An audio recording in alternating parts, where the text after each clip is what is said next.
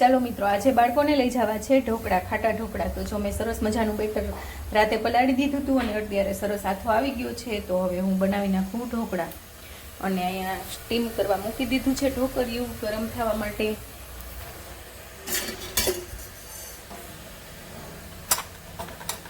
તેલ લગાવી અને બધી વાટકી ભરીને ડીશ ભરીને આપણે ચડવા મૂકી દઈશું।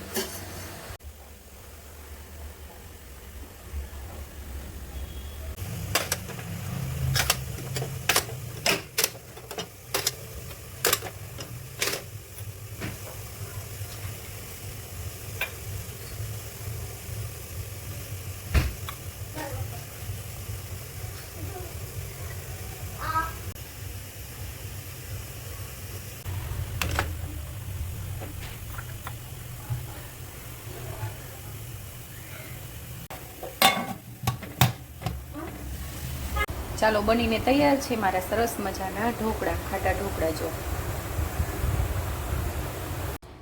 ચાલો મિત્રો, તૈયાર છે મારા સરસ મજાના ઢોકળા। તો ગરમા ગરમ જો તીખા તીખા સરસ મજાના ઢોકળા તૈયાર છે અને સાથે છે લસણવાળી ચટણી।